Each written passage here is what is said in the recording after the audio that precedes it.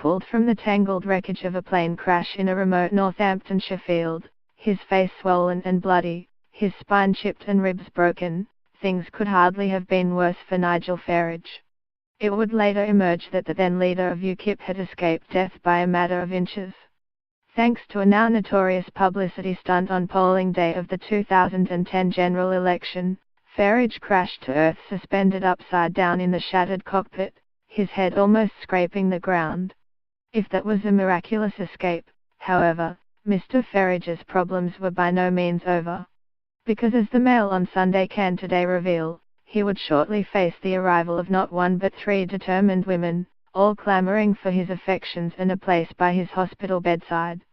After Nigel Farage's horror plane crash in a field in Northamptonshire in 2010, there was not just one but three women rushing to his aid, explains one of them, Annabel Fuller, pictured. One of them, as she explains today, was Farage's long-term lover and former political aide Annabel Fuller, who last week sensationally disclosed she had spent more than a decade as his mistress, before parting company with UKIP amid mental health problems and suicide attempts.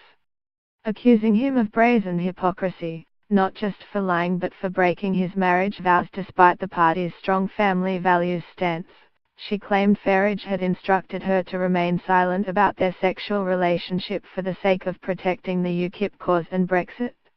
Despite her long relationship with a man she came to regard as her mentor, Ms. Fuller was by no means the only woman romantically linked to 53-year-old Farage. Ms. Fuller, 36, said that after Farage was taken to hospital, aides were dispatched to ensure he did not come into contact with his German-born wife Kerstin, pictured, or French former waitress Laure Ferrari. And, as she explains, party workers and officials were all too well aware of the fact as they battled to ensure that his illicit encounters did not come to light. Today, describing the true extent of Farage's tangled emotional life, Ms. Fuller, 36, describes how Farage's well-briefed aides were even dispatched to the entrance doors of the John Radcliffe Hospital in Oxford, where he was recovering after the light aircraft crash, to ensure she did not come into contact with his German-born wife Kerstin, or French former waitress Laure Ferrari, another woman close to him who has since become his partner. Not that such rivalries were on Ms. Fuller's mind when, in May 2010, she received a disturbing phone call. "Even though our affair was waning, we were still close and I wanted to see him elected," she said. "A friend rang to tell me about the crash, followed immediately by a party official who said that I should make my way to the hospital as no one else was there. I was shaking with worry by the time I got there. I didn't even make it inside before a woman who said she was his local aide barred my way.